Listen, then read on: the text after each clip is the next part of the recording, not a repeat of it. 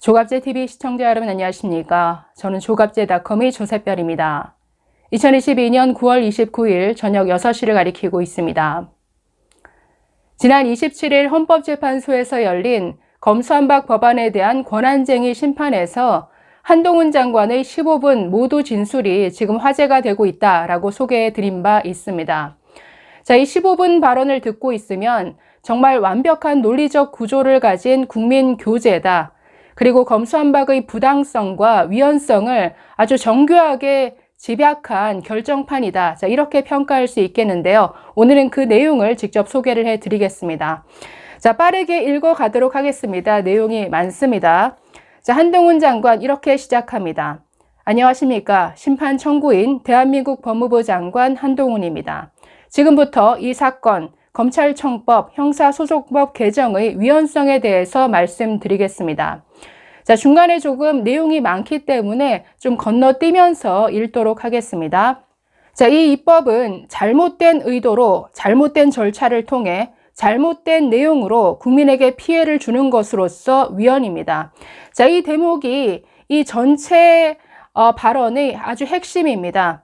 이 입법은 잘못된 의도로 잘못된 절차를 통해 잘못된 내용으로 국민에게 피해를 주는 것으로서 위헌입니다. 지금 이 세 꼭지를 가지고 이게 왜 위헌성인지를 이 세 가지 틀에서 논리적으로 풀어나갑니다.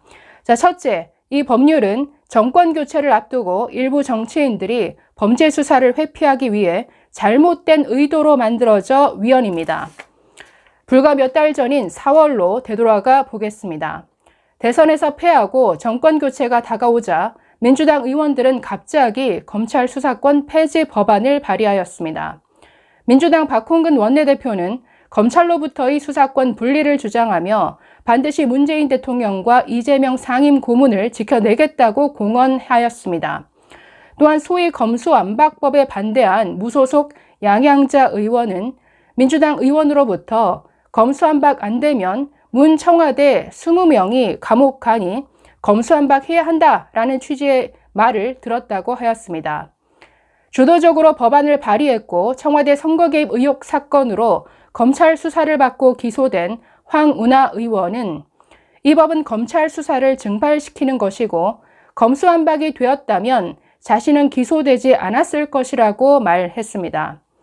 많은 국민들이 설마 했지만 범죄 수사를 회피하기 위한 이런 잘못된 의도는 정말로 보름 남짓 만에 국회를 통과하여 현실화되었습니다. 정권 교체를 불과 24일 남긴 4월 15일 민주당은 검찰 수사권 폐지 법안을 실제로 당론으로 발의하였고 새로운 대통령의 거부권 행사를 막기 위하여 전례 없이 시간까지 바꿔가면서 국무회의를 열고 정권 출범 딱 하루 전에 공포하였습니다. 일부 정치인들을 지키겠다고 공개적으로 선언하고 추진한 입법이 정권 교체 직전에 마치 청야 전술하듯이 결행된 것입니다. 자, 둘째, 이 법률은 위장 탈당, 회기 쪼개기, 본회의 원안과 직접 관련 없는 수정안 끼워 넣기 등 잘못된 절차로 만들어져 위헌입니다.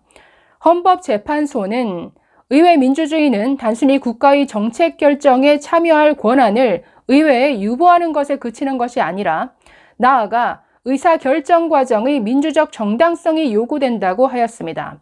또한 헌법재판소는 민주주의 실현의 가장 중요한 요소인 다수결의 원리는 의사 형성 과정에서 다수파와 소수파가 공개적이고 합리적인 토론을 거치는데 그 정당성의 근거가 있다고 하였습니다. 즉 우리 헌법이 말하는 다수결의 원리는 단순히 형식적인 표결로 다수의 의사를 강제하면 되는 것이 아니라 절차적으로 정당해야 하고 합리적인 토론이 실질적으로 보장되어야 하는 것입니다.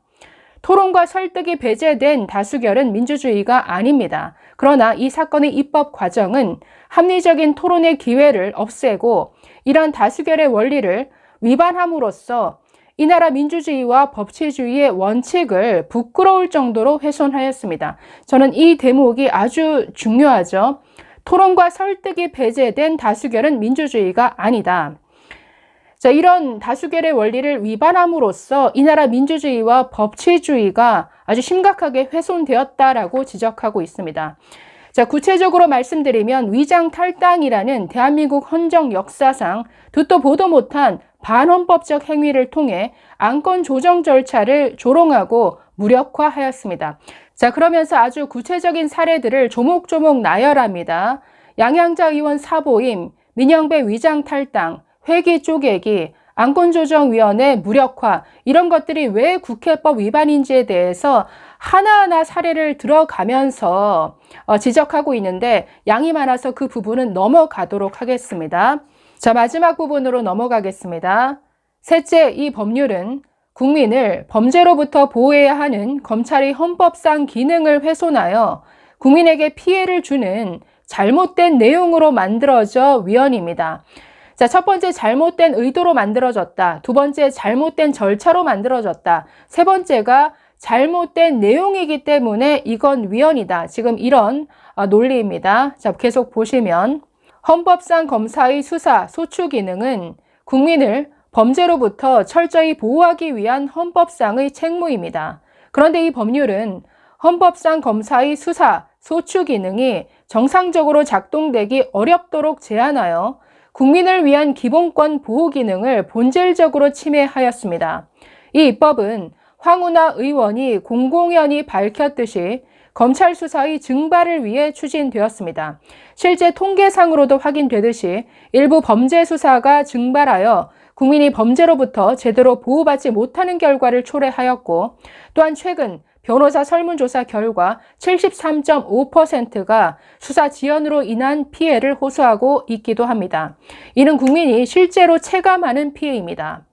일부 정치인들에 대한 수사를 막기 위한 의도만 다급하게 생각한 것이지 아마 처음부터 일부러 국민에게 피해를 주려는 고의적인 의도로 이런 입법을 한 것은 아니었을 겁니다. 단지 이 입법으로 국민이 입을 피해와 사법 시스템 부작용에 관심이 없었던 것인데 국민 입장에서는 어쩌면 그게 더 나쁘다고 할 수 있습니다.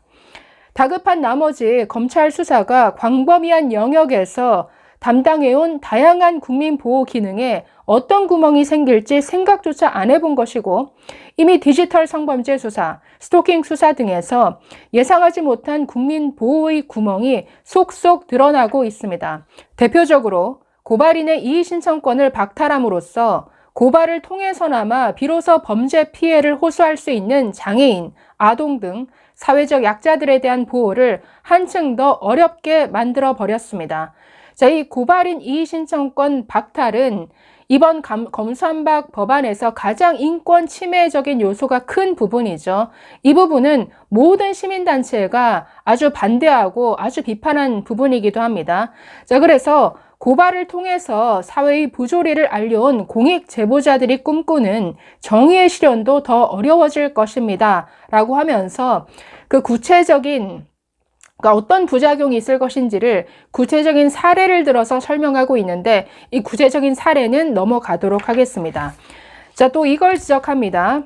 나아가 이 법률은 수사검사와 기소검사를 분리하도록 하고 있으나 이는 현실을 고려하지 않은 탁상 공론이고 오히려 현실 세계에서는 국민에게 피해를 주는 방식으로 작동될 것입니다.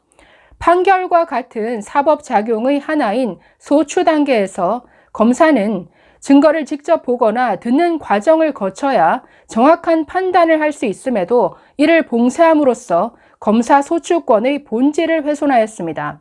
비유하자면 취재하는 기자와 기사 쓰는 기자를 분리해서 취재한 기자가 기사에 관여하지 못하게 하면 제대로 된 기사가 나올 수 있겠습니까? 너무나 아주 찰진 비유죠. 자, 넘어가서 마무리 부분으로 넘어가도록 하겠습니다. 자, 국회의 입법 자율권은 당연히 존중되어야 합니다만 오직 헌법과 법률의 한계 내에서만 행사되어야 합니다. 말씀드렸다시피 이 법은 잘못된 의도로 잘못된 절차를 통해 잘못된 내용으로 만들어져 위헌으로 주권자인 국민의 피해가 발생하고 있고 그 피해가 앞으로 더 커질 것입니다. 이번 심판에서 헌법재판소가 주실 답은 앞으로 대한민국에서 이 정도는 안 된다와 이 정도는 앞으로 해도 된다. 둘 중 하나일 겁니다. 다른 답은 없습니다. 만약 헌법재판소가 이번 심판을 통해 이 정도는 앞으로 해도 된다 라고 허용하신다면 앞으로 이 나라 대한민국에서 바로 이런 장면이 반복될 것입니다. 앞으로 총선에서 승리하는 다수당은 어느 당이든 간에 토론과 설득은 외면하고 헌법재판소가 해도 된다고 허락하고 선언한 이 위장 탈당, 회기 쪼개기, 본회의 원안과 직접 관련 없는 수정안 끼워 넣기 같은 백전백승의 맞는 키를 10분 활용할 것이고 이것이 대한민국의 입법 뉴 노멀이 될 것입니다. 그러니 잘 판단하라. 이거 굉장히 압박하고 있는데 너무나 세련된 압박이죠. 만일 국회 측 손을 들어주면 아니 위장 탈당, 회기 쪼개기 앞으로 이거 다반사로 할 거다. 여기에 책임질 수 있겠느냐. 아니 이렇게 질문하고 있는 이런 대목이죠.